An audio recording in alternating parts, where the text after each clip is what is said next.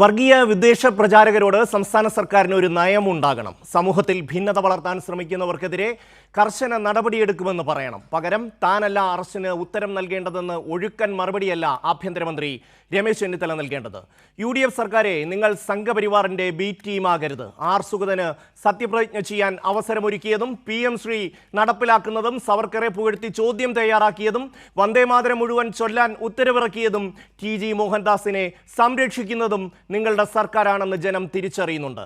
കേരളത്തിന്റെ ആഭ്യന്തരമന്ത്രിയുടെ പേര് വിജയൻ എന്നായിരുന്നുവെങ്കിൽ ഒരു സംശയവും വേണ്ട, TG മോഹൻദാസ് എന്നേ നിയമവഴിയിലെത്തിയേനെ. കാരണം സംഘപരിവാറിനെ കാണുമ്പോൾ പിണറായി വിജയന് മുട്ടിടിക്കില്ല. ഈവനിംഗ് ഡിബേറ്റ് പരിശോധിക്കുന്നു. ആദ്യം TG മോഹൻദാസ് നടത്തിയ വിദ്വേഷ പരാമർശങ്ങളിലേക്ക്. ബലാത്സംഗം കൂട്ടബലാത്സംഗമായിട്ട് നടക്കും. പിന്നെ ദൈവം സഹായിച്ച അതിന് പരാതി ഉണ്ടാവില്ല. കാരണം ഈ ബലാത്സംഗം ഇഷ്ടപ്പെടുന്ന ടീമാണ്. ഈ വഴലൂർ ദിവസം കളിയാണ് അവിടെ നടക്കുന്നത് മുഴുവൻ. ബലാത്സംഗം ഇഷ്ടപ്പെടുന്ന സ്ത്രീകളുണ്ടല്ലോ, പെൺകുട്ടികളുണ്ട്. പണ്ട് പുനത്തിൽ കുഞ്ഞബ്ദുള്ള ഒരു കഥ എഴുതിയിരുന്നു. അതിൻ്റെ അവസാനം മലമുകളിലെ കുഞ്ഞബ്ദുള്ളയെ എന്നെ വന്ന് ബലാത്സംഗം ചെയ്യൂ എന്ന് ഒരു സ്ത്രീ പറയുന്നതായിട്ടാണ് കഥ അവസാനിക്കുന്നത്. അപ്പോൾ ബലാത്സംഗം ഇഷ്ടപ്പെടുന്ന ആൾക്കാരുണ്ട്, പ്രത്യേകിച്ചും ഇടതുപക്ഷ, മതനിരപേക്ഷ, ജനാധിപത്യ, വർഗ, ബഹുജന, ഡിമാല, ഗുണ്ടി, ഗുണ്ടന്മാരൊക്കെ ഈ പരിപാടി, മേൽപ്പറഞ്ഞ പരിപാടികളൊക്കെ ഇഷ്ടപ്പെടുന്നവരാണ്. അതുകൊണ്ട് ബലാത്സംഗ പരാതികളില്ല. പക്ഷെ ബലാത്സംഗം നടക്കും. അതിനിടയ്ക്ക് ആരെങ്കിലും ചത്തു കഴിഞ്ഞാൽ അടുത്ത രക്തസാക്ഷിയായി, രക്തസാക്ഷികൾ സിന്ദാബാദ്, പകരം ഞങ്ങൾ ചോദിക്കും, ഡിങ്കിടി ഡിങ്കിൻ ഡിഗ് ഡിങ് ഡിങ് എന്ന് പറഞ്ഞ് ലെഫ്റ്റ് ടു മൈസെൽഫ്, എനിക്ക് ഈ സിറ്റുവേഷൻ കയ്യിൽ കിട്ടിയാൽ ഞാൻ എന്ത് ചെയ്യും നിങ്ങളോട് പറയാം. I will impose curfew in that area. അല്ല, ജന്തർ മന്തർ പരിസരത്ത് ഒരു 4 സ്ക്വയർ കിലോമീറ്ററിൽ കർഫ്യൂ ഇമ്പോസ് ചെയ്യും. ജനക്കൂട്ടത്തോട് പിരിഞ്ഞു പോകാൻ മൈക്കിൽ ആവശ്യപ്പെടും. 3 തവണ ആവശ്യപ്പെടും. പിന്നെ വെടിവയ്ക്കും. ആളുകൾ ചെതറിയോടും. കുറേ പേര് മരിക്കും, കുറേ പേര് മരിക്കില്ല, കുറേ പേർക്ക് അംഗഭംഗം സംഭവിക്കും. ഏകദേശം ഒരു 4 മണിക്കൂർ കൊണ്ട് ഈ രംഗം ശാന്തമാകും. ശവങ്ങൾ പെറുക്കി ആശുപത്രിയിലെത്തിക്കും. So many things will happen. Now ശരി, ഞാനിങ്ങനെ ചെയ്യുന്നു, ഇതൊരു സൊല്യൂഷനാണ്. ക്ലീൻ. എന്തുമാത്രം വൃത്തികെട്ട പരാമർശങ്ങളാണ് RSSന്റെ ബൗദ്ധിക തലത്തിൽ പ്രവർത്തിക്കുന്ന TG മോഹൻദാസ് നടത്തിയത്. എത്ര ദിവസമായി ഒരു യൂട്യൂബ് ചാനലിൽ നിന്ന് മറ്റൊരു ചാനലിലേക്ക് നിരന്തരമായി പോയിരുന്ന് ഈ വൃത്തികേടുകൾ ആവർത്തിക്കുകയാണ് TG മോഹൻദാസ്. പക്ഷേ കേരള പോലീസിന് അദ്ദേഹത്തിന് എതിരെ നടപടിയെടുക്കാൻ ഇപ്പോഴും കഴിയുന്നില്ല. കഴിയാത്തതിൻ്റെ കാരണം എന്താണ് എന്ന് നമുക്ക് ആഭ്യന്തരമന്ത്രി രമേശ് ചെന്നിത്തലയുടെ വാക്കുകളിൽ നിന്ന് മനസ്സിലാക്കാം. ആഭ്യന്തരമന്ത്രിയുടെ വാക്കുകളിലേക്ക്. മോഹൻദാസിന്റെ പേരിൽ ഞങ്ങൾ കേസെടുത്തല്ലോ. ഒരാളിനെ അറസ്റ്റ് ചെയ്യണോ വേണ്ടോ എന്നുള്ള ഞാനാണല്ലോ തീരുമാനിക്കുന്നത്. അത് പോലീസല്ലേ തീരുമാനിക്കണ്ടേ. ആഭ്യന്തരമന്ത്രി, ഒരു മിനിറ്റ്, ആഭ്യന്തരമന്ത്രി അല്ല തീരുമാനിക്കേണ്ടത്. അത് കേസിന്റെ സ്വഭാവം വെച്ചിട്ട് അവർ പരിഗണിക്കേണ്ട കാര്യമാണ്. നമ്മൾ ഒരാളിനെ അറസ്റ്റ് ചെയ്യാൻ എനിക്ക് പറയാൻ പറ്റുമോ? അത് പറ്റില്ല. അപ്പൊ അത് നിയമപരമായ കേസിന്റെ സ്വഭാവം വെച്ച് അവർ തീരുമാനിക്കും. അദ്ദേഹത്തിന്റെ പേര് FIR ഇട്ടിട്ടുണ്ട്. നടപടികൾ മുന്നോട്ട് പോകുന്നു, ചോദ്യം ചെയ്യൽ നടക്കുന്നുണ്ട്. ഇതെല്ലാം എനിക്ക് പറയാൻ പറ്റൂ. ഇതാണ് പ്രശ്നം. എന്തുകൊണ്ട് കേരള പോലീസിന് TG മോഹൻദാസിനെതിരെ നടപടിയെടുക്കാൻ കഴിയുന്നില്ല എന്നതിൻ്റെ ഉത്തരമാണ് ഇന്ന് രമേശ് ചെന്നിത്തല പറഞ്ഞത്.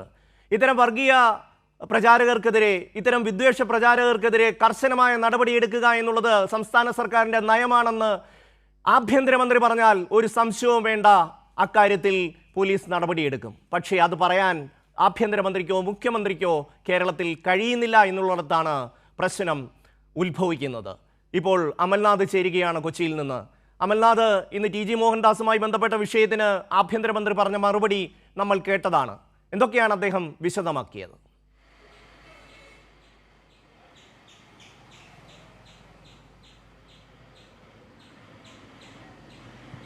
ഷമേ, ഡൽഹിയിൽ നടന്ന ആ സമരവുമായി ബന്ധപ്പെട്ട് അവിടെ ഉണ്ടായിരുന്ന വിദ്യാർത്ഥികൾക്കെതിരെ വളരെ മോശമായ അല്ലെങ്കിൽ വിദ്വേഷം നിറഞ്ഞ പരാമർശമായിരുന്നു ടി.ജി. മോഹൻദാസിൻ്റെ ഭാഗത്തു നിന്നും ഉണ്ടായത്. ഇപ്പോൾ നമ്മൾ ആ ബൈറ്റ് കേട്ടതാണ്. അതിൽ സൂചിപ്പിക്കുമ്പോൾ അവർക്കെതിരെ വെടിയുതിർക്കും, അതോടൊപ്പം തന്നെ സ്ത്രീത്വത്തെ അപമാനിക്കുന്ന രീതിയിലുള്ള പരാമർശം അടക്കമായിരുന്നു ഉണ്ടായിരുന്നത്.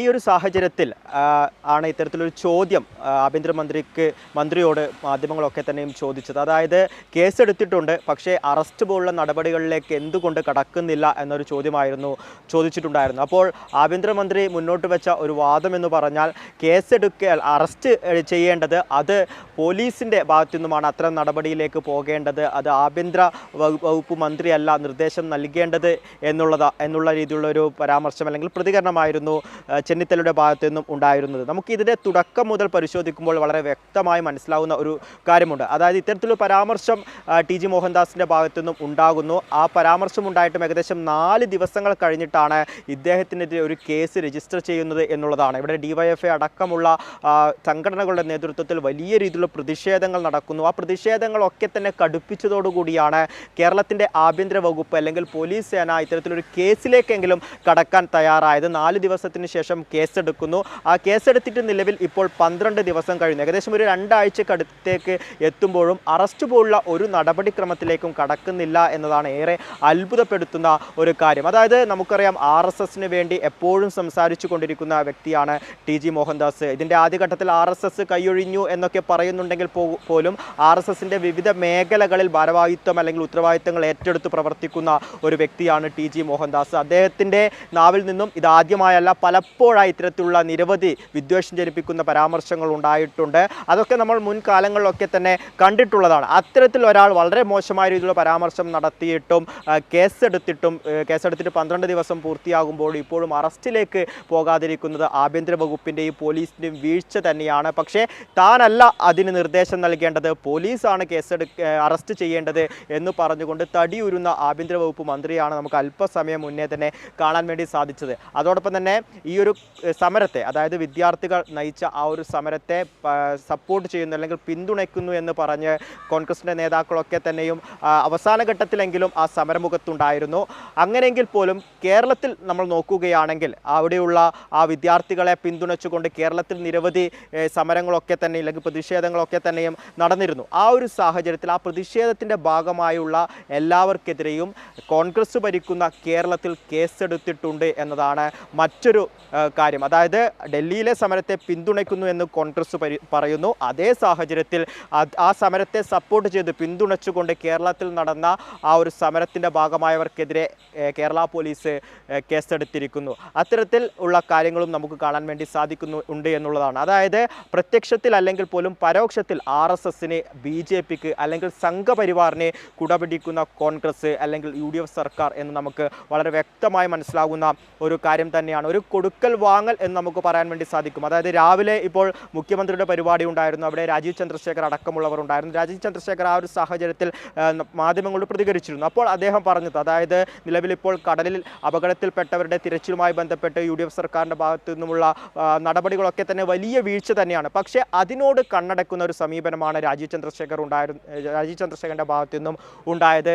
അതായത് ഒരു വിമർശനവും UDF സർക്കാരിനെതിരെ ഉന്നയിക്കാൻ വേണ്ടി അദ്ദേഹം തയ്യാറായിരുന്നില്ല. അവിടെ രാജീവ് ചന്ദ്രശേഖർ UDF സർക്കാരിനെ അനുകൂലിച്ചു നിൽക്കുമ്പോൾ നിലവിൽ ഇപ്പുറത്ത്, അതായത് RSSന് വേണ്ടി എന്നും ശബ്ദമായി മാറിയിട്ടുള്ള ടി.ജി. മോഹൻദാസിനെതിരെ അറസ്റ്റ് പോലുള്ള നടപടിയിലേക്ക് കടക്കാതെ UDF സർക്കാർ അല്ലെങ്കിൽ UDFൻ്റെ ആഭ്യന്തര വകുപ്പ് മന്ത്രി മാറിയിരിക്കുന്നു എന്നുള്ളതാണ്. ഒരു കൊടുക്കൽ വാങ്ങൽ അല്ലെങ്കിൽ ഒരു ഡീൽ വളരെ വ്യക്തമായ ഒരു സാഹചര്യം തന്നെയാണ്.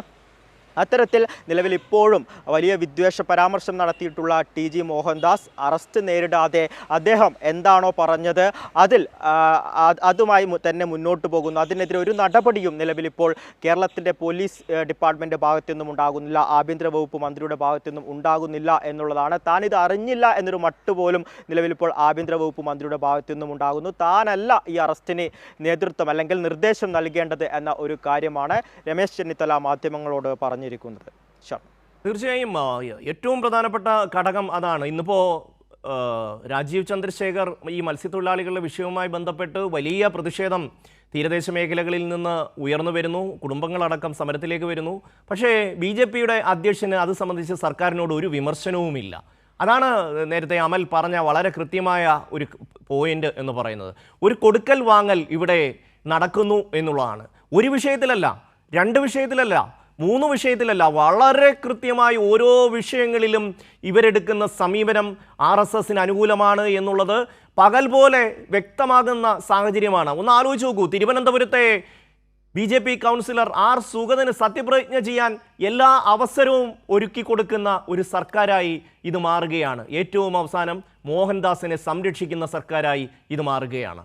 കൊടുക്കൽ വാങ്ങലാണ് എന്നുള്ളതിൽ ഒരു തർക്കവുമില്ലല്ലോ അമൽ.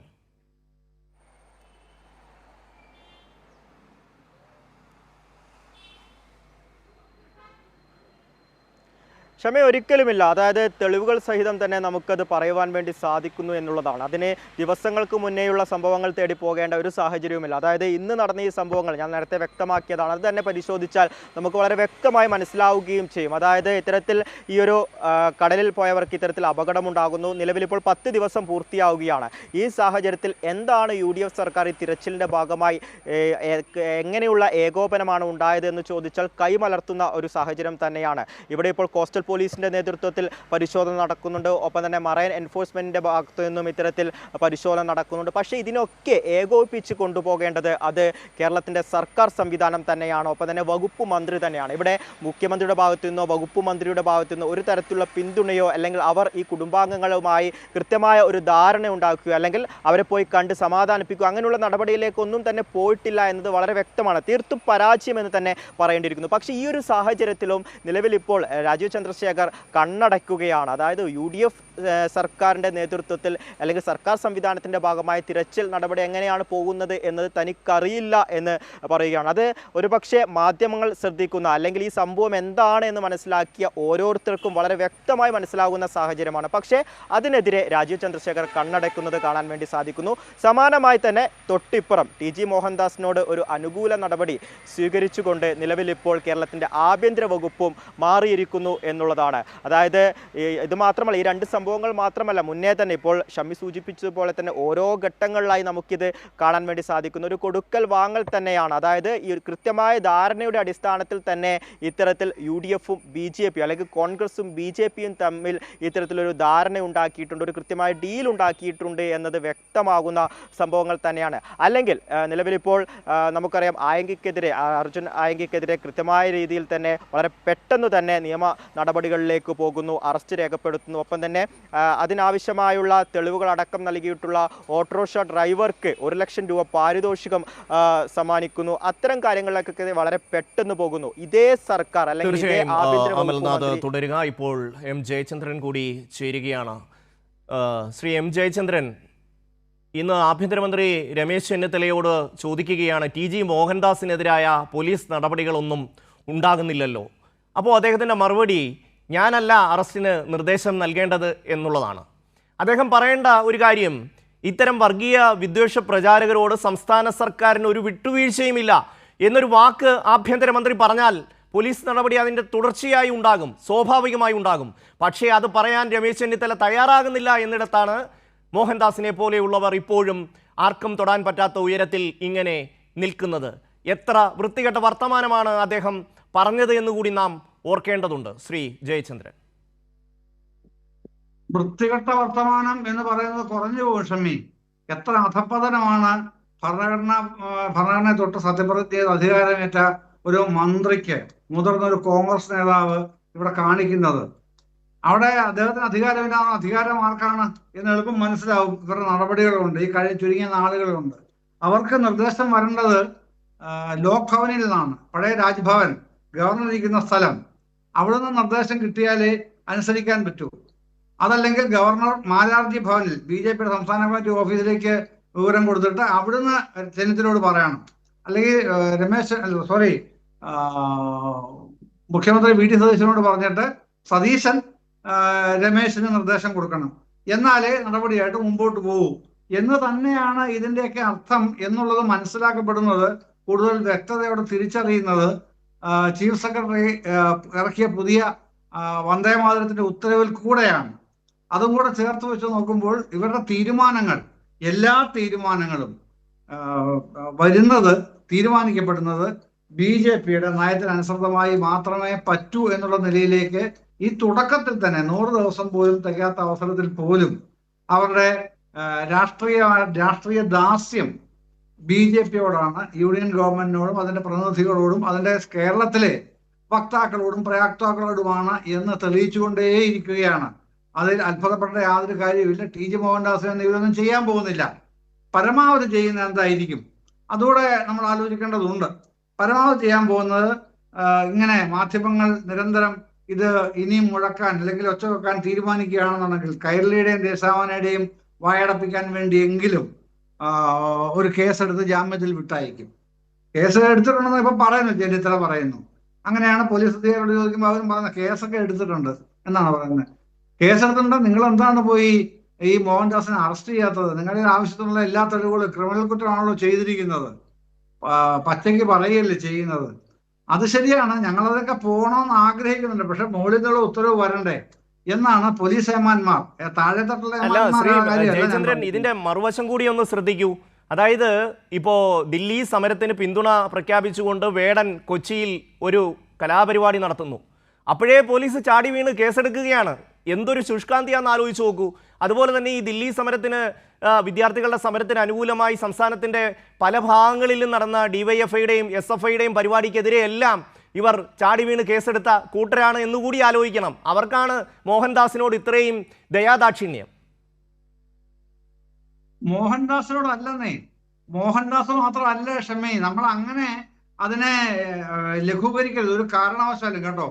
ഇത് മോഹൻദാസ് മാത്രമല്ല പറഞ്ഞിട്ടുള്ളതെന്ന്, അതാണ് പ്രശ്നം. കാതലായ ഇഷ്യൂ അത് തന്നെയാണ്. ഇങ്ങനെ സമരക്കാരെ അടിച്ചമർത്തണം, സ്ത്രീകളെ ബലാത്സംഗം ചെയ്യണം എന്ന് പറഞ്ഞ ആള് അവസാനത്തെ ആളെ ആകുന്നുള്ളൂ മോഹൻദാസ്. ഇതിനു മുമ്പ് ഇത് ആദ്യം പറയുന്നത് സാക്ഷാൽ സവർക്കറാണ്, വിനായക് ദാമോദർ സവർക്കർ എന്ന VD സവർക്കർ. അയാൾ പറയുന്നത് കലാപം ചെയ്ത മുസ്ലിം സ്ത്രീകളോട് പൊറുക്കുകയും അവരെ കുറ്റവിമുക്തരാക്കുകയും ചെയ്ത ശിവജിയുടെ നടപടി തെറ്റാണ്. അവരെ ബലം പ്രയോഗിച്ച് കീഴടക്കുകയും ബലാത്സംഗത്തിന് വിധേയരാക്കുകയുമാണ് ചെയ്യേണ്ടിയിരുന്നത് എന്ന് എഴുതി വെച്ച ആളാണെന്ന്, ആ ആളിന്റെ പേരാണെന്ന് VD സവർക്കർ എന്ന്.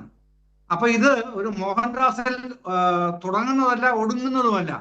ഇത് പരമ്പരയായി ഇവരെ പഠിപ്പിക്കുന്ന ഇതാണ്. അത് പാടുന്ന അവസാനത്തെ ഒരു ഇവരുടെ പൈങ്കിളിയാണ് മോഹൻദാസ് എന്നുള്ളതേ ഉള്ളൂ. അപ്പൊ അതിനെന്തിനാണ് ഒരു ജനാധിപത്യ ഭരണകൂടം ഓച്ചാനിച്ചെന്ന് കൊടുക്കുന്നത്? അതിനെന്തിനാണ് ഒരു ആഭ്യന്തരമന്ത്രി ഇത് തീരുമാനിക്കേണ്ടത് ഞാനാണോ എന്ന് ഈ വിഫലമായി കരയുന്നത്? അപ്പൊ ചെയ്യാൻ സമ്മതിക്കാതെ തീരുമാനങ്ങൾ എടുക്കുന്ന മറ്റേതോ അദൃശ്യ ശക്തികൾ മുകളിൽ ഉണ്ട് എന്ന് പരസ്യമായി സമ്മതിക്കുകയാണ് ചെന്നിത്തല ചെയ്യുന്നത്. ഇത് ചെന്നിത്തലയ്ക്ക് ഭൂഷണമാണോ അദ്ദേഹം ആലോചിച്ചാൽ മതി. പക്ഷെ കോൺഗ്രസ് എന്ന പാർട്ടിക്ക് ഇത് ഭൂഷണമായിരിക്കുന്നത് എന്തുകൊണ്ടാണ് എന്ന് ചിന്തിക്കുമ്പോഴാണ് ഞാൻ ആദ്യം പറഞ്ഞത്. ഈ ഒരു കാര്യം കൂടെ പറഞ്ഞ് ഞാനത് അവസാനിപ്പിക്കാമെന്ന് വിചാരിക്കുന്നു.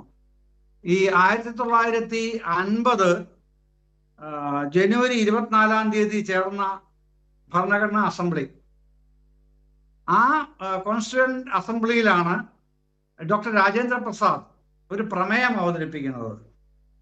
ഇന്ത്യയുടെ ദേശീയ ഗാനമായി ജനഗണമനയെ അംഗീകരിക്കുന്നു. ഒപ്പം ഇന്ത്യയുടെ ദേശീയ ഗീതമായി വന്ദേ മാതരത്തിലെ ആദ്യത്തെ 2 സ്റ്റാൻസ മാത്രം അംഗീകരിക്കുന്നു. ബാക്കി ഇന്ത്യയുടെ പൊതു മതനിരപേക്ഷ ധാരയുമായി യോജിക്കാത്തത് കൊണ്ട് ആദ്യത്തെ 2 സ്റ്റാൻസ ഒഴികെയുള്ള 4 സ്റ്റാൻസകൾ ഒഴിവാക്കുന്നു. ഇത് 1950 ജനുവരി 24 കോൺസ്റ്റിറ്റ്യൂവന്റ് അസംബ്ലി പാസ്സാക്കുകയാണ് ഈ രാജേന്ദ്രപ്രസാദ് നിർദ്ദേശം. അതിന്റെ പിറ്റേ ദിവസം, അതാണ് 1950 ജനുവരി 26 ഇന്ത്യ റിപ്പബ്ലിക് ആവുന്നു. മാത്രമല്ല അന്ന് ഇന്ത്യയുടെ പ്രഥമ പ്രസിഡന്റായി, രാഷ്ട്രപതിയായി, പ്രഥമ പൗരനായി ഡോക്ടർ രാജേന്ദ്ര പ്രസാദ് തെരഞ്ഞെടുക്കപ്പെടുകയും 1963 വരെ ആ സ്ഥാനത്ത് തുടരുകയും ചെയ്യുന്നു. അങ്ങനെ ഇന്ത്യയുടെ ഭരണഘടനാ സഭ അംഗീകരിച്ച തീരുമാനപ്രകാരമാണ് 2 സ്റ്റാൻസ മാത്രം വന്ദേ മാതരത്തിന് നിലവിൽ വന്നത്. ജനഗണമന പാടാൻ ഇത്ര സെക്കൻഡ് എടുക്കാവൂ എന്നൊക്കെ നിബന്ധനയും നിയമങ്ങളും ഒക്കെ ഉണ്ട്, ചട്ടങ്ങളും ഒക്കെ ഉണ്ട്. വന്ദേ മാതരത്തിന് എല്ലാ സന്ദർഭങ്ങളിലും പാടണമെന്ന് പോലും നിബന്ധനയില്ല. ആരെങ്കിലും പാടുന്നെങ്കിൽ അതിന് വിലക്കില്ല, പക്ഷെ 2 സ്റ്റാൻസ മാത്രം. അപ്പൊ ഇതിനെതിരായിട്ട് മുഴുവൻ പാടണം. ഒന്ന് ഗവർണറെ തീട്ടൂരം വന്നാൽ സൗകര്യമില്ല എന്ന് പറയാനുള്ള നട്ടല് വേണമെന്ന് ഇവിടുത്തെ ഭരിക്കുന്നവർക്ക്. അതില്ലാത്തത് കൊണ്ടാണ് ഇയാള് വിദ്യാഭ്യാസ മന്ത്രി പറയുന്നത്, അയ്യോ അത് ഗവർണർ ഇങ്ങോട്ട് തന്നതല്ലേ, നമുക്ക് നിഷേധിക്കാൻ വകുപ്പില്ലല്ലോ എന്ന് വാഴപ്പിണ്ടി, അട്ടലിന്റെ സ്ഥാനത്ത് വാഴപ്പിണ്ടി വെച്ചിട്ടുള്ള ആ മന്ത്രി പറയുന്നത് നമുക്ക് കേൾക്കേണ്ടി വരുന്നത്. അത്ര ലജ്ജാകരമാണ് ഇവരുടെ ദാസ്യവൃത്തി. അതുകൊണ്ടാണ് ഞാൻ ആദ്യമേ പറഞ്ഞത്, ഈ BJPക്ക് RSSൽ ദാസ്യവേല ചെയ്യുന്ന പണിയാണ് കേരളത്തിലെ ഭരണകൂടം ഓരോ കാര്യങ്ങളിലും ചെയ്തുകൊണ്ടിരിക്കുന്നത്. അതൊന്നും അംഗീകരിച്ച് മുമ്പോട്ട് പോകാനേ കഴിയില്ല. ജനങ്ങൾ ഇതിനെ ചെറുക്കുന്ന ഒരു ദിവസം അതിവിദൂരമല്ല.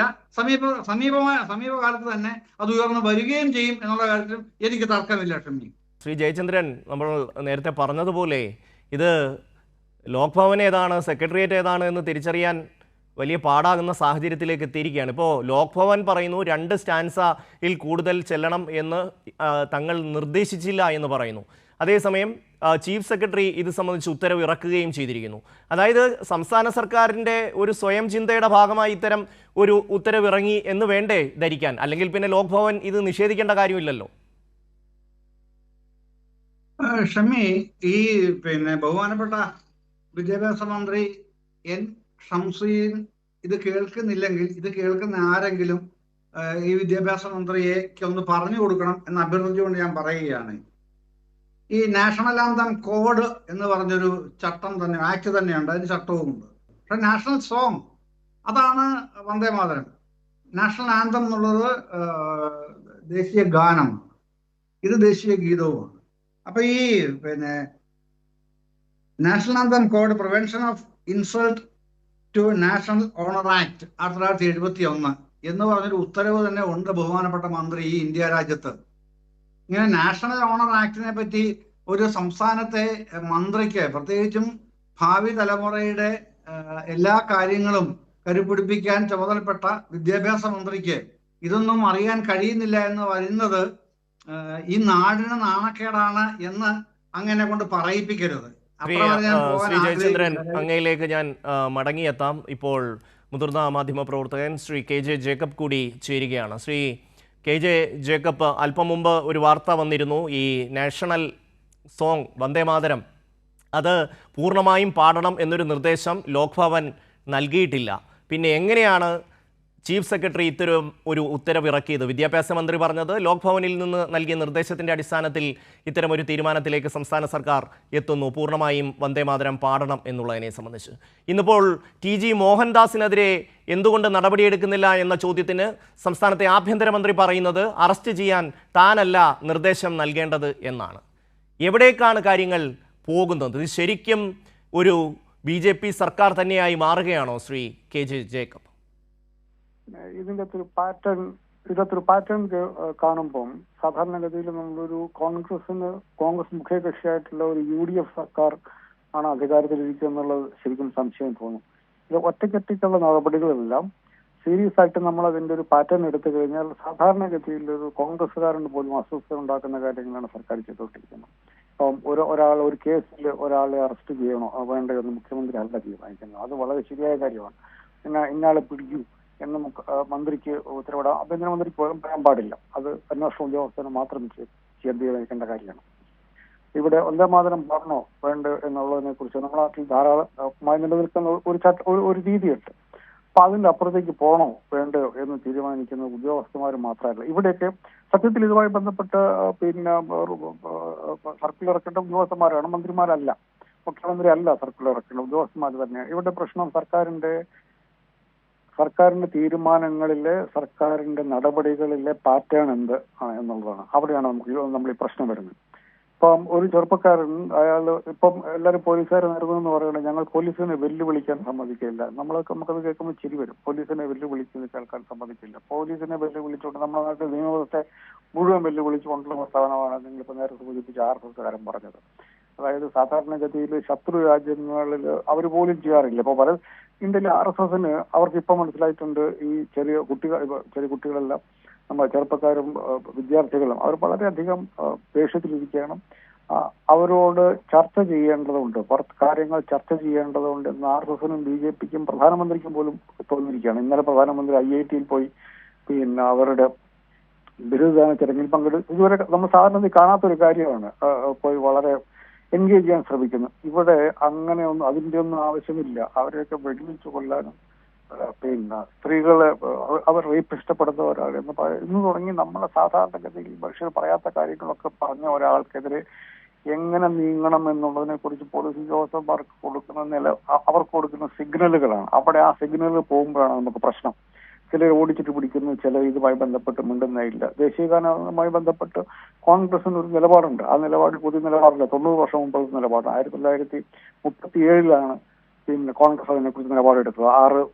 6 സ്റ്റാൻസ് വേണ്ട, 2 സ്റ്റാൻസ് മതിയെന്ന്. അതിനെക്കുറിച്ച് സംസ്ഥാന സർക്കാർ നിലപാടുകളിൽ സംശയമുള്ളത് കൊണ്ടാണ് ഉദ്യോഗസ്ഥന്മാരെ സംബന്ധിച്ചിടത്തോളം അവർ RSSന്റെയും കോൺഗ്രസിന്റെയും BJPയുടെ നിലപാട് എടുത്തു വെക്കുന്നത്. കോൺഗ്രസ് സർക്കാരിന്റെ നിലപാട് ഇതാണ് എന്നവർക്ക് പറയാൻ ഇതാണ് എന്ന് കോൺഗ്രസുകാരുടെ സാധാരണഗതിയിലുള്ള രാഷ്ട്രീയ സൂചനകളാണ് സർക്കാരിൽ നിന്ന് വരുന്നതെങ്കിൽ ഉദ്യോഗസ്ഥന്മാർ ഇങ്ങനൊരു കാര്യം കൊടുക്കാൻ ധൈര്യപ്പെട്ടില്ല. അവിടെയാണ് അതിന്റെ വ്യത്യാസം. ആരെ പിടിക്കണം ആരെ പിടിക്കണ്ട എന്ന് മന്ത്രി പറയണമെന്നുള്ളതല്ല. പണ്ട് NRC CAA നടക്കുന്ന സമയത്ത് മുഖ്യമന്ത്രി പിണറായി വിജയൻ പറഞ്ഞത് ഞങ്ങൾ ഇവിടെ നടപ്പാക്കില്ല, നിയമപരമായിട്ട് നോക്കി കഴിഞ്ഞിട്ട് നടപ്പാക്കില്ല, എനിക്ക് ഒരു കേന്ദ്ര നിയമം നടപ്പാക്കുമോ പറ്റുമോ ഇല്ലയോ എന്ന് മുഖ്യമന്ത്രിക്ക് തീരുമാനിക്കാൻ പറ്റുന്ന കാര്യമല്ല. പക്ഷെ അതിന്റെ പുറത്തൊരു നിലപാടുണ്ട്, അതിനകത്തൊരു സൂചനയുണ്ട്, ഈ സർക്കാർ എന്ത് ചിന്തിക്കുന്നു എന്നുള്ളത്. ആ ചിന്ത മനസ്സിലാക്കി കഴിഞ്ഞാൽ സാധാരണ ഉദ്യോഗസ്ഥന്മാർക്ക് അത് മനസ്സിലാവും. ഇവിടെ ഈ സർക്കാരിന്റെ ചിന്ത RSSന്റെ ചിന്തയ്ക്കൊപ്പമാണോ എന്നുള്ള വളരെ സീരിയസ് ആയിട്ടുള്ള സംശയം നമ്മളെപ്പോലുള്ള സാധാരണ മനുഷ്യർക്കുണ്ട്. നമ്മളെക്കായാലും ഇവരെയൊക്കെ അടുത്ത് നിന്ന് കാണുന്ന ഉദ്യോഗസ്ഥന്മാർക്ക് ആ പ്രശ്നം ഇല്ലാത്തത് കൊണ്ടാണ് അവർ RSSന്റെ മനസ്സറിഞ്ഞ് സർക്കുലർ പുറപ്പെടുവിക്കുന്നതും RSSന്റെ മനസ്സറിഞ്ഞ് പിന്നെ ഈ രാജ്യത്തെ സ്ത്രീകളെയും ക്ഷോഭകാരികളെയും പിള്ളേരെയും മുഴുവൻ അടച്ചാക്ഷേപിച്ച ഒരു മനുഷ്യരെ യാതൊരു നടപടി ഇല്ലാതെ പോകുന്നു. അപ്പൊ ഈ സർക്കാരിന്റെ മനസ്സിലിരിപ്പ്, സർക്കാരിന്റെ പെരുമാറ്റത്തിന്റെ സൂചന, അതിന്റെ ദിശ എന്നുള്ളത് അവർ RSS സർക്കാരിന്റെ പെരുമാറ്റത്തിന്റെ സൂചനകളുടെയും അതിന്റെ ദിശയാണ്. അത് ഉദ്യോഗസ്ഥന്മാർക്ക് മനസ്സിലാവും. അതുകൊണ്ട് അവർക്ക് പ്രത്യേകിച്ച് ഉത്തരവ് കൊടുക്കേണ്ട ആവശ്യമില്ല. ആരെ അറസ്റ്റ് ചെയ്യണം, ആരെ അറസ്റ്റ് ചെയ്യരുത്, എന്ത് തരത്തിലുള്ള സർക്കിൾ ഇറക്കണം, എന്ത് തരത്തിലുള്ള സർക്കിൾ ഇറക്കരുത് എന്നുള്ളതിനെ കുറിച്ചുള്ള ധാരണ ഉദ്യോഗസ്ഥന്മാർക്ക് കിട്ടിയിട്ടുണ്ടെന്ന്. അത് ഏതായാലും ഒരു കോൺഗ്രസ് സർക്കാരിന്റെ പിന്നെ രൂപത്തിലുള്ളതല്ല. ഒരു കോൺഗ്രസിന് വളരെ കൃത്യമായ നിലപാടുണ്ട്.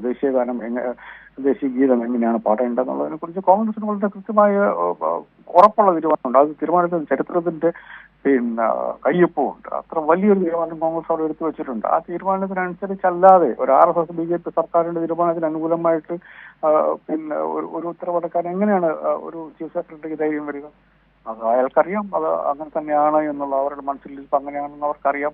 എന്തുകൊണ്ടാണ് ഇത്രയധികം എന്തുമാത്രം സ്ത്രീകളാണ് വയലന്റ് ആയിട്ട് റിയാക്ട് ചെയ്തത് RSSകാരന്റെ പിന്നെ പ്രസ്താവനയെ കുറിച്ച്? നടപടിയെടുത്തില്ലെങ്കിലും പ്രശ്നമൊന്നുമില്ല എന്നുള്ള കാര്യം പോലീസുകാർക്കറിയാം. നടപടിയെടുക്കാതിരിക്കുന്നതാണ് സേഫ് എന്ന് അവർക്കറിയാം. അതാണ് ചില സർക്കാരിന്റെ ഇംഗിതം എന്ന് അവർക്കറിയാം. നമ്മളോട് ആഭ്യന്തരമന്ത്രി പുറമെ പറയുന്നില്ല ഞാനാണോ വേണ്ടത് അല്ലയോ എന്ന്. എങ്ങനെയാണ് പിന്നെ പിടിക്കണം എന്നുള്ള കാര്യം ഇന്നിപ്പം അഡീഷണൽ DGP പറയുന്നുണ്ടായിരുന്നു, നിയമം വിട്ടൊന്നും ചെയ്യാൻ വേണ്ടി പാടില്ല. അപ്പൊ നിർദ്ദേശിക്കാൻ അറിയാം, ആഭ്യന്തരമന്ത്രിക്ക് അറിയാം. ആഭ്യന്തര ഇങ്ങനെ പറഞ്ഞാൽ മതി, സ്ത്രീകളെയും പിന്നെ പ്രക്ഷോഭം നടത്തുക എന്നുള്ളത്, അല്ലെങ്കിൽ സർക്കാരിനെ എതിർക്കുക എന്നുള്ളത്, അല്ലെങ്കിൽ സമരം നടത്തുക എന്നുള്ളത് ഭരണഘടനാപരമായിട്ടുള്ള പിന്നെ ഒരവകാശമാണ്. ആ അവകാശത്തെ തൊട്ടുകളിക്കുന്നത് ആ അവകാശം പിന്നെ ഉപയോഗിച്ചാൽ അവരെ വെടിവെച്ചു കൊല്ലും, അല്ലെങ്കിൽ റേപ്പ് ചെയ്യും എന്ന് പറയുന്നത് ഇതൊന്നും സർക്കാരിന്റെ നിലപാടല്ല. ഇതൊക്കെ കുറ്റകൃത്യമാണ്, ഇവരൊക്കെ ജയിലിനകത്ത് പോകണം എന്ന് ആഭ്യന്തരമന്ത്രി ഒന്ന് പ്രസ്താവിച്ച് നോക്കിട്ട് അപ്പൊ കാണാൻ പോലീസ് അങ്ങനെ പെരുമാറുന്നത്. അങ്ങനെയുള്ള പെരുമാറ്റം വരുന്നില്ല, അങ്ങനെയുള്ള കൃത്യമായ ധാരണകൾ വരുന്നില്ല. അപ്പം പോലീസുകാര് ഞങ്ങളൊരു കോൺഗ്രസ് സർക്കാരിന്റെ കീഴിലാണോ അതോ RSS സർക്കാരിന്റെ കീഴിലാണോ എന്നുള്ള കാര്യത്തെക്കുറിച്ച് പോലീസുകാർ ആലോചിച്ച് നോക്കുമ്പോൾ അവർക്ക് കൃത്യമായിട്ട് ധാരണയുണ്ട് എന്ത് സർക്കാരിന്റെ കീഴിലാണ് അവർ പ്രവർത്തിക്കുന്നുള്ളത്. അതുകൊണ്ട് അവർ ഈ കാര്യങ്ങൾ ചെയ്യുന്നു. അപ്പൊ നമുക്ക് ആലോചിച്ചാൽ മതി അത് എന്ത് തരം സർക്കാരാണ് ഇപ്പൊ കേരളത്തിൽ ഭരിക്കുന്നത്. നമ്മളിപ്പോൾ ആലോചിച്ചാൽ മതി ഉദ്യോഗസ്ഥന്മാരുടെ ഈ പെരുമാറ്റത്തിൽ നിന്നും അവർ എടുക്കുകയോ എടുക്കാതിരിക്കുകയോ ചെയ്യുന്ന നടപടിയില്ലാത്ത നമ്മളത് ആലോചിച്ചാൽ മതി. ഒരു ചോദ്യം കൂടി ശ്രീ ജേക്കബ്, ഇത് ഒരു വിഷയത്തിലല്ലല്ലോ. ഇപ്പോൾ സുഗതന് സത്യപ്രതിജ്ഞ ചെയ്യാൻ അവസരമൊരുക്കുന്നു, PM ശ്രീയുമായി ബന്ധപ്പെട്ട് നമ്മുടെ മന്ത്രിമാരും മുഖ്യമന്ത്രിയും ഒക്കെ എടുക്കുന്ന നിലപാട് നമ്മൾ കാണുന്നു, സവർക്കറെ പുകഴ്ത്തി ചോദ്യം തയ്യാറാക്കുന്നു, ഇതേപോലെ വന്ദേമാതരം മുഴുവൻ ചൊല്ലാൻ ഉത്തരവിറക്കി ചീഫ് സെക്രട്ടറി ഉത്തരവിറക്കുന്നു. അപ്പോൾ ലോക്ഭവൻ അതിൻ്റെ മറുപടി പറയുന്നു, ഞങ്ങൾ അത്തരത്തിൽ ഒരു നിർദ്ദേശവും നൽകിയിട്ടില്ല എന്ന് പറയുന്നു. ആ കൂട്ടത്തിൽ മോഹൻദാസിനെയും സംരക്ഷിക്കുന്നു. സ്വാഭാവികമായും താങ്കൾ പറഞ്ഞതുപോലെ ഇതെല്ലാം ശ്രദ്ധിക്കുന്ന പോലീസ് ഉദ്യോഗസ്ഥർക്കും സർക്കാരിൻ്റെ ഒരു ഇംഗിതം എന്താണെന്ന് മനസ്സിലാക്കാൻ ഒരുപാട് കഷ്ടപ്പെടേണ്ടി ആവശ്യമില്ലല്ലോ. ദേശീയ തലത്തിൽ കോൺഗ്രസ് ഏറ്റവും അധികം എതിർക്കുന്നത് ഇപ്പോൾ ശ്രീ രാഹുൽ ഗാന്ധിയോട് ചോദിച്ചു നോക്കുകയാണെങ്കിൽ അദ്ദേഹത്തിന് വളരെ കൃത്യമായിട്ട് അറിയാം. അദ്ദേഹം നിരന്തരം പറഞ്ഞുകൊണ്ടിരിക്കുന്നുണ്ട് രാജ്യത്തെ വിദ്യാഭ്യാസ രംഗം RSS പിടിപൂർത്തിയിരിക്കുകയാണ്, അവർ ഏറ്റെടുത്തിരിക്കുകയാണ് എന്ന് രാഹുൽ ഗാന്ധി എല്ലാ ദിവസവും എന്നാണ് അദ്ദേഹം പറഞ്ഞുകൊണ്ടിരിക്കുന്നുണ്ട്. കേരളത്തിൽ എന്താണ് സംഭവിക്കുന്നത്? കേരളത്തിൽ ഒരു സർവകലാശാലകളിലേക്ക് തോന്നിയതുപോലെ വൈസ് ചാൻസലർമാരെ നിയമിച്ചാൽ അങ്ങനെയല്ല ചെയ്യേണ്ടത് എന്ന് പറയാൻ വേണ്ടി സംസ്ഥാനത്തെ വിദ്യാഭ്യാസ മന്ത്രിക്ക് പറ്റുന്നില്ല. അദ്ദേഹം പറയുന്നത് ഞങ്ങൾ ഗവർണറുമായിട്ട് ഉടക്കാൻ വേണ്ടി പോകുന്നില്ല എന്നാണ് പറയുന്നത്. എന്നിട്ടോ ശരിക്കും തെരഞ്ഞെടുപ്പ് അടുക്കുകയാണെങ്കിൽ മഹാത്മാഗാന്ധി സർവകലാശാലയിലെ സെനറ്റിലേക്ക് ഒരൊറ്റ RSS BJP-കാരൻ പോലും വരില്ല. പക്ഷെ അപ്പോൾ 19 പേരെ 30 പേരെ നോമിനേറ്റ് ചെയ്യുന്നതിൽ 19 പേരെ RSSുമായി ബന്ധപ്പെട്ടുള്ള വലതുപക്ഷ രാഷ്ട്രീയവുമായിട്ട് ബന്ധപ്പെട്ട ആളുകൾ നോമിനേറ്റ് ചെയ്തു. എന്തായാലും സംസ്ഥാന സർക്കാരിന്റെ പ്രതികരണം? ഇനി RSSുമായി ബന്ധപ്പെട്ട കാര്യങ്ങളിൽ വരുമ്പോൾ RSSുമായിട്ട് ഒരു തരത്തിലുള്ള കോൺഫ്ലിക്റ്റും ഞങ്ങളില്ല എന്നൊരു മെസ്സേജ് ഈ സർക്കാരിലെ ഓരോ മന്ത്രിയും കൊടുത്തുകൊണ്ടിരിക്കുകയാണ്. ഓരോ മന്ത്രിയും, ഒരാൾ പോലും അങ്ങനെയില്ല. ഇന്നലെ കുറച്ചൊരു ആശ്വാസം എന്നുള്ളത്, ഇന്നലെ വിദ്യാഭ്യാസ മന്ത്രി ഈ സർക്കുലറിന്റെ ഈ ദേശീയ ഗീതവുമായി ബന്ധപ്പെട്ട സർക്കുലറിന്റെ വിദ്യാഭ്യാസ മന്ത്രി ന്യായീകരിച്ചപ്പം വ്യവസായ മന്ത്രി പറഞ്ഞു ഞങ്ങളത് സമ്മതിക്കില്ല, ഞങ്ങൾക്ക് അതല്ലല്ലോ എന്ന്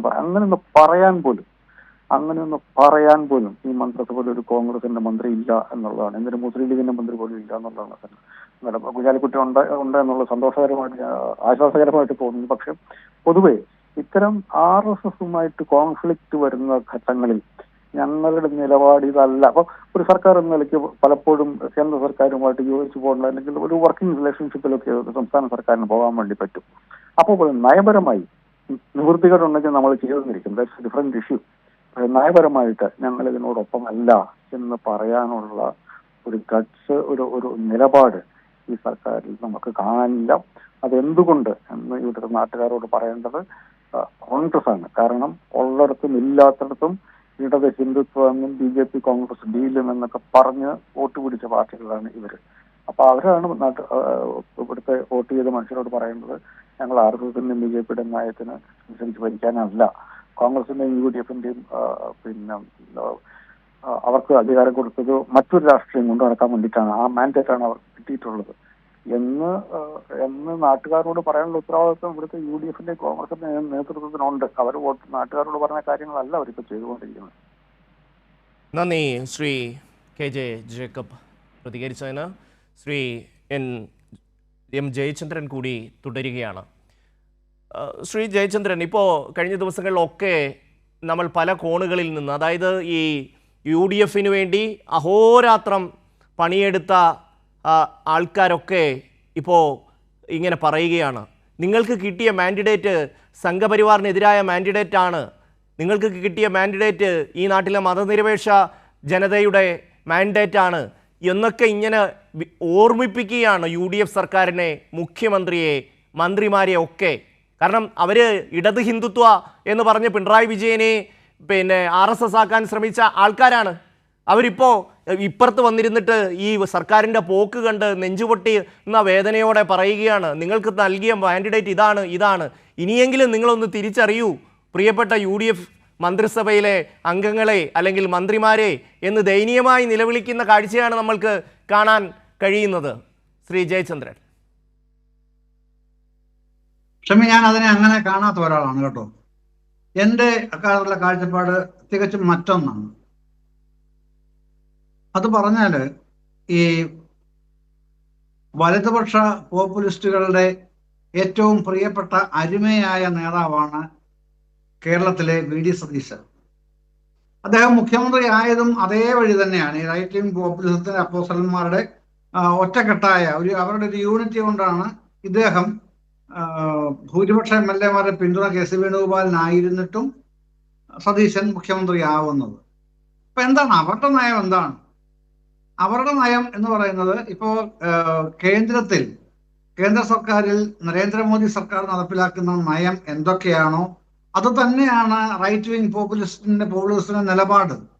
ഈ ഡയറക്റ്റ് ബെനിഫിറ്റ്സ് ട്രാൻസ്ഫർ, മറ്റ് സാമ്പത്തിക ആനുകൂല്യങ്ങൾ ഇതൊക്കെ കൊടുത്ത് താഴെ തട്ടിലുള്ളവരെ പരിപോഷിക്കുക, സന്തോഷിപ്പിക്കുക.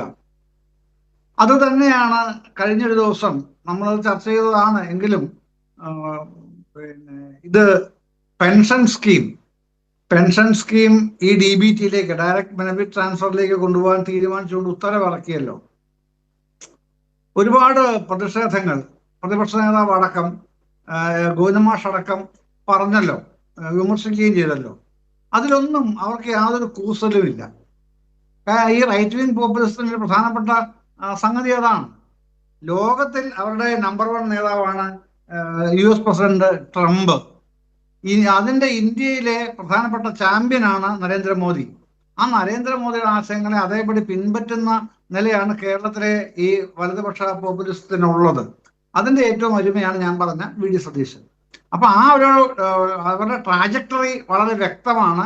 ഇതിൽ അപകടം മണക്കേണ്ടതും അതിനെ പ്രതിരോധിക്കേണ്ടതും സംശയമൊന്നുമില്ലാതെ പറയാൻ ഇടതുപക്ഷമാണ്. കാരണം ഇത് ഇടതുപക്ഷത്തിനാണ് പാരയാവുന്നത്.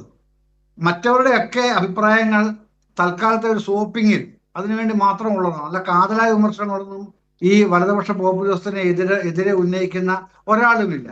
ഇപ്പൊ UDF വേണ്ടി വോട്ട് ചെയ്തവർ എന്ന് താങ്കൾ ഒരു പ്രയോഗം നടത്തിയല്ലോ. ഇപ്പൊ പൊമ്പച്ചനോട് ചോദിക്കുമ്പോൾ UDF വേണ്ടിയിട്ടല്ല അവരാരും പണിയെടുത്തതും വോട്ട് ചെയ്തതും. അവർക്ക് ലഭിച്ച പണത്തിന്റെ പേരിലാണ് ആ വോട്ടിംഗ് നടന്നത്. അല്ലെന്ന് പറയാൻ ഏതെങ്കിലും നേതാവുണ്ടെങ്കിൽ വരട്ടെ, ഞാൻ മറുപടി പറയാം അവരോട്. എങ്ങനെയാണ് അവർ പണം പറ്റിയതെന്നും ഏതൊക്കെ രൂപത്തിലായിരുന്നു അതിന്റെ വിതരണം എന്നൊക്കെയുള്ള കാര്യമൊക്കെ അറിയാവുന്നിരിക്കുകയല്ല ഇവിടെ വന്നിരുന്നിട്ട്. അപ്പൊ അവർക്ക് താല്പര്യം, അവരുടെ കൂറ് എന്ന് പറയുന്നത് ഈ വലതുപക്ഷ പോപ്പുലിസ്റ്റ് സമീപനങ്ങളോട് മാത്രമാണ്. അതുകൊണ്ട് തന്നെയാണ് ഇത്തരത്തിലുള്ള വന്ദേമാതരം വേണ്ട എന്ന്, വന്ദേമാതരത്തിന് 2 സ്ഥാനത്ത് മാത്രം മതിയെന്ന് വെച്ചത്. ഞാൻ പറഞ്ഞതുപോലെ ആദ്യത്തെ പ്രസിഡന്റ് ബാബു രാജേന്ദ്രപ്രസാദാണ്, ഡോക്ടർ രാജേന്ദ്രപ്രസാദാണ്. അതെവിടെയാ? കോൺസ്റ്റിറ്റ്യൂന്റ് അസംബ്ലി തീരുമാനിക്കുന്നതാണ്. എന്നിട്ട് കോൺസ്റ്റിറ്റ്യൂന്റ് അസംബ്ലിയിലെ തീരുമാനം നിഷ്കരുണം ചവിട്ടി മെതിച്ച് അതിന്റെ പുറത്തൂടെ നടന്നു പോകാൻ ഒരു മടിയും ഇല്ലാതെ കോൺഗ്രസ്സുകാരെന്ന് പറഞ്ഞ കളർ വിട്ടുകൊണ്ട് നടക്കുന്നവരും വിദ്യാഭ്യാസ മന്ത്രി എന്ന് പറഞ്ഞ മുസ്ലിം ലീഗിന്റെ കുപ്പായം വിട്ടുകൊണ്ട് നടക്കുന്നവരും ഒക്കെ അങ്ങ് മുമ്പോട്ട് ചാടി ഇറങ്ങുകയാണ്. എന്താണ് സംഭവിക്കുന്നത്? ഈ തരത്തിലുള്ള സമീപനം ഇനിയും വർദ്ധിക്കുകയല്ലാതെ കുറയാൻ പോകുന്നില്ല. തീർച്ചയായും അത് തന്നെയാണ് ഏറ്റവും പ്രധാനപ്പെട്ട ഘടകം. ഒരു വിഷയമല്ല, 2 വിഷയമല്ല, എത്രയോ വിഷയങ്ങളിലാണ് സംഘപരിവാർ അനുകൂല സമീപനവുമായി UDF സർക്കാർ മുന്നോട്ട് പോകുന്നത്. ഇന്ന് ആഭ്യന്തരമന്ത്രി രമേശ് ചെന്നിത്തല TG മോഹൻദാസുമായി ബന്ധപ്പെട്ട് നൽകിയ മറുപടി പോലും അതാണ് വ്യക്തമാക്കുന്നത്.